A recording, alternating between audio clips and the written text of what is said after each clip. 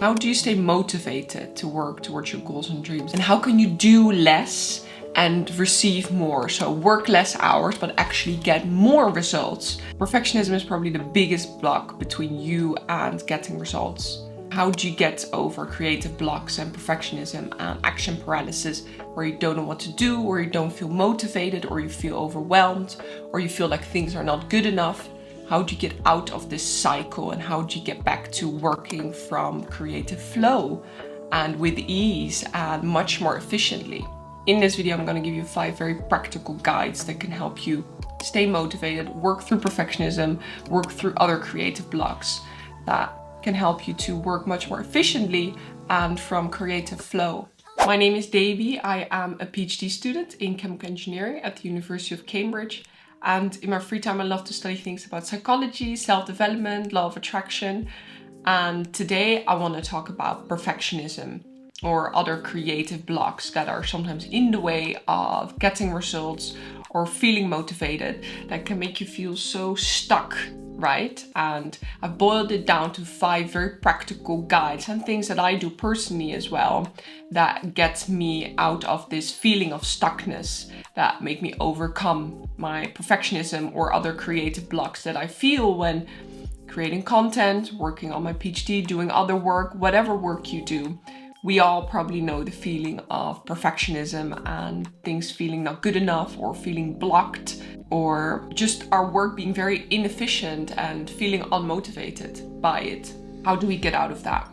First guide that is really important whenever you feel stuck or whenever perfectionism creeps up on you and you feel unmotivated is that whatever you're working on, whatever task you're working on, you need to take it off a pedestal. Why do we feel blocked? Why do we suffer from this feeling of perfectionism and overwhelmment when we're working on something? It is because we've put it on a pedestal. We've made it this grand, difficult, important task that seems so hard to finish. It is like, when you're climbing a mountain and you're looking up at the complete mountain and you're like, oh my God, there's so much left to do. There's so much still to walk.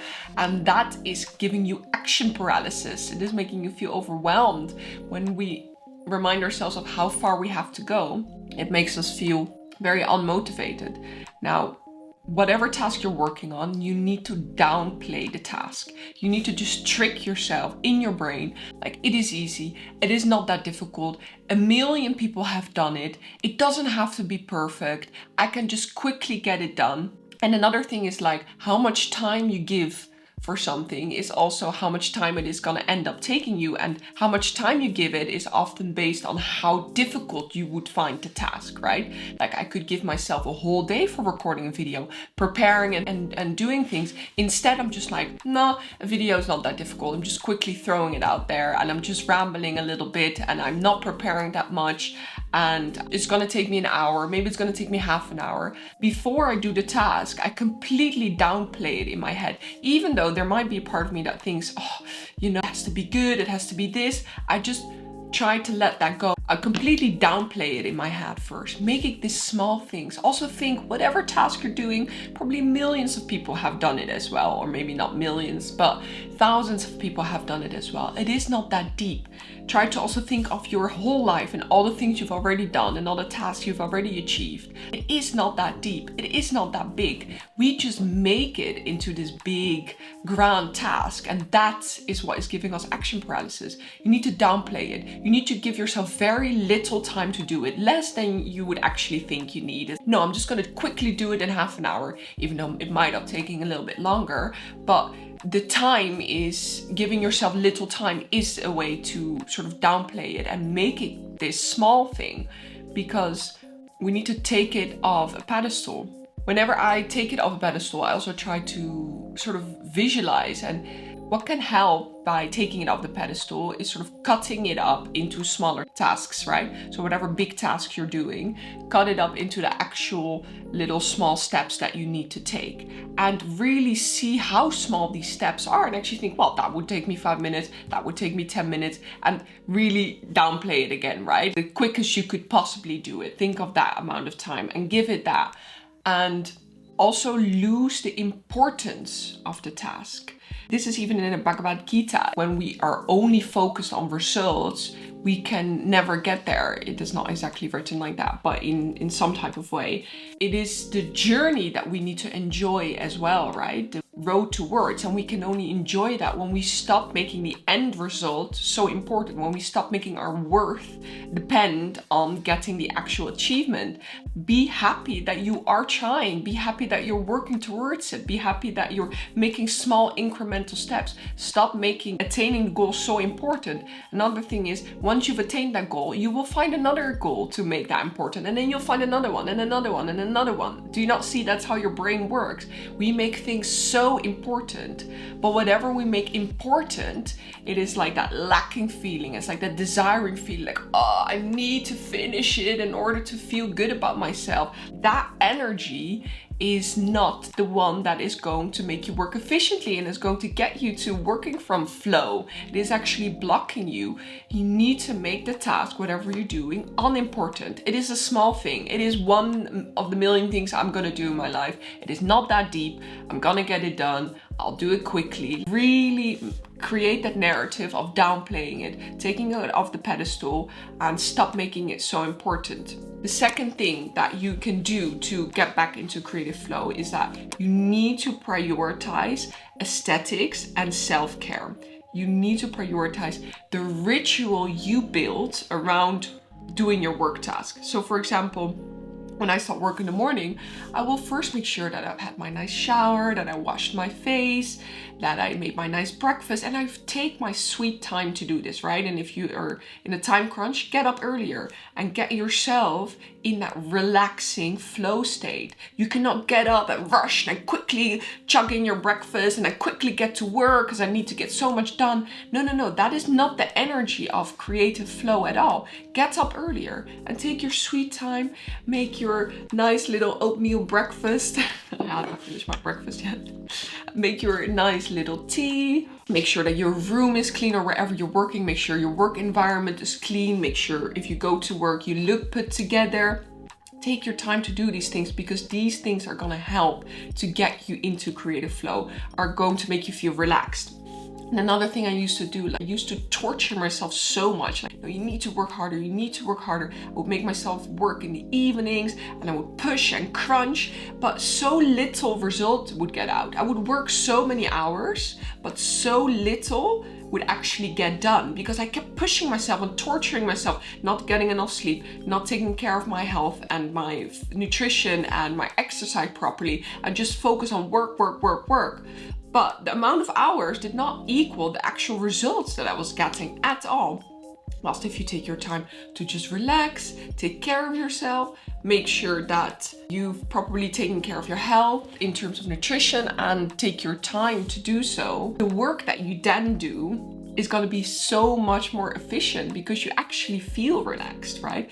So it is really important to make sure that in the rest of your day, outside of work, you really take the time to prioritize aesthetics in your surrounding and in your own physical looks, and make sure that you're properly taken care of health-wise. Because honestly, if you do that, in 3 hours of work, there's so much more that you can done than if you just completely sacrifice your health to work, maybe 10, 12 hours a day. Because the amount of results that are coming out of both approaches are gonna be the same, if not more, in the scenario where you properly take care of yourself and only work a few hours. Honestly, this has been such a life hack.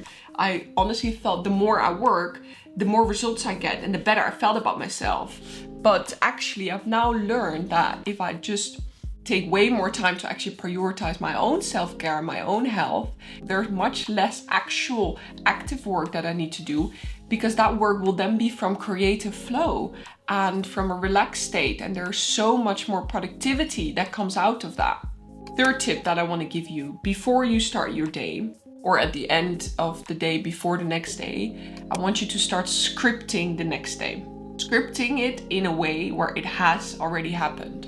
Write about the goals that you want to achieve that day as if they have already happened. And I've recorded a video, and I've written so much on my thesis, and I've done this, and also describe how you're feeling. And I'm feeling so motivated, and I woke up feeling so energized, and now that I'm taking care of myself properly and my health, I feel so much better. The work that I do is so much more productive.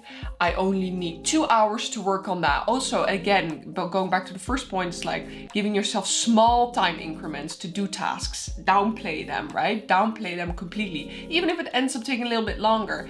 Of the mindset of having downplayed it first and having given yourself that very little time is a very easy way to get things done way more efficiently, because again, the time we give things is actually the time it's going to end up taking. Our brain is pre-programmed. Our brain knows that. So script your day in advance as if it has already happened, right? So in the past tense, and write about the tasks that you want to get done, how long they're going to take you, how you feel during the day, all of this as if it has already happened. Now, what is also important about this step is that we also often feel action paralysis because we feel lack of focus. We don't know what to focus on. So scripting our day beforehand can be a very good way to sort of remind ourselves of that focus. What is the actual task we want to work on today? What do we want to get done today, right? Fourth tip that I want to give you, do it before you're ready.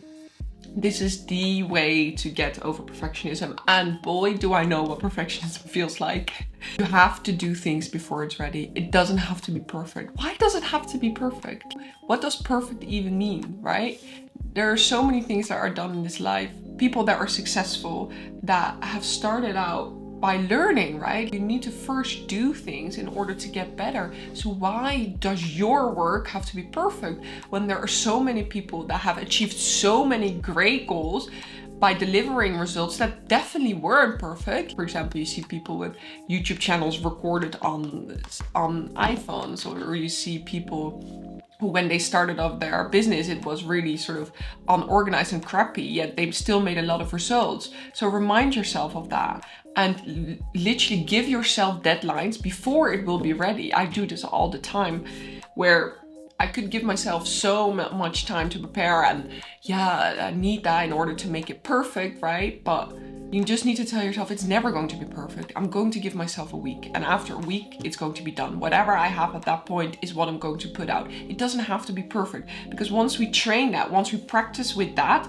putting things out before we classify it as perfect, only then we will be able to improve. Only then we will be able to grow, because otherwise we will end up in this endless cycle of never actually finishing things, because it's never going to be perfect, and then we just end up never ever getting any results. So we need to train ourselves, giving ourselves a deadline and putting it out whatever stage we're at, and that's it, right? Train yourself to get over this fear of it needing to be perfect, only putting things out that are perfect. Which person on earth has only put out things that are completely perfect? No one. So why should you? Train yourself to get over this fear by just putting it out before it's ready. Do it before you're ready, and that can really help getting out of the fear for perfectionism. Now, the fifth and final practice is that at the end of your workday, I want you to journal, and I want you to write about thanking yourself for what you have done today. We cannot expect ourselves to keep on producing if we're being horrible to ourselves in the meantime, if we're torturing ourselves to get those results. Who is going to be able to work from creative flow if you are just full of self-hate and torture? And at the end of the day, and I feel this so often, at the end of the day, it's like, oh, I really haven't done enough today, etc. Now, what I've learned now is whatever I've done at the end of the day, I thank myself. I take the time to journal, and I take the time to thank myself for what I have done, to express gratitude for just showing up for myself and putting in a little bit of work, because at the end of the day, it is never going to be enough, because the task is never probably going to be completely finished, or you probably haven't done as much as you wished you did in that day. Rarely ever do I feel at the end of the day like I've done enough. Rarely ever. But I just switched that mindset, and either way, I am journaling about gratitude towards myself, thanking myself for doing what I have done. And sometimes, honestly, even though at the end of the day I have the feeling I haven't done enough, when I actually get to the end of the day and write down all the things I've done, I'm like, actually, it's not true. I have done a lot, right? So I want you to get this same realization after the day. Even though I haven't finished yet, or I'm not at the end result yet, Celebrate the small incremental achievements, right? Celebrate the small little wins and just thank yourself for showing up for yourself and remind yourself of what you have already done, because it is probably a lot. We are just so hard on ourselves constantly. This work ethic is just killing us, but we cannot expect ourselves to be in our creative flow state if we at the same time are torturing ourselves and beating ourselves up for not doing enough. It's also not how you would speak to a child, or if you want your child to go to school or work hard or study harder. Would you yell at them at the end of the day, scream at them they haven't done enough? Would that motivate them to work the next day, to go to school? No, it wouldn't. So view this the same for yourself. You need to be really, really kind to yourself and celebrate all the small little tasks and wins that you achieve during the day, and take the time at the end of the day to thank yourself. If you want my personal guidance on manifesting your desires, I am launching my manifestation course next week on the 11th of January. This is a very in-depth manifestation course where I am going to completely help you transform from your present moment self to your highest future self, making this identity shift. So I'm going to teach you exactly how to manifest things, how to script things, how to call things in, but also a lot about releasing the old, getting to know your triggers, releasing past trauma, and understanding the self-concept, which is what you project into the world, which is what you manifest. And it doesn't only contain weekly teaching videos, but also a daily journaling workbook where I will completely walk you through all of the little exercises that you can do to improve. It will also have daily practices for you to work on so that you can make the changes yourself and actually apply the theory that I explain to your own life. And in this very comprehensive 5-week course, I am going to completely help you transform and identity shift from your present moment self to your highest future self, the one that is able to manifest all of their desires with ease and is in alignment with their goals and dreams. Now, if you're interested in this, leave your email in the link below, where I will email you when I am launching my manifestation course next week so that you can be notified. The first 100 people are going to get a discount on the manifestation course. So definitely make sure your email is in that link below. Thank you so much for watching. If you made it up until here, definitely leave me a like if anything in this video was useful, and subscribe to my channel. That would be amazing. And also follow me on Instagram, which is davy_c2m. And I would love to see you in my next video. Sending you my love.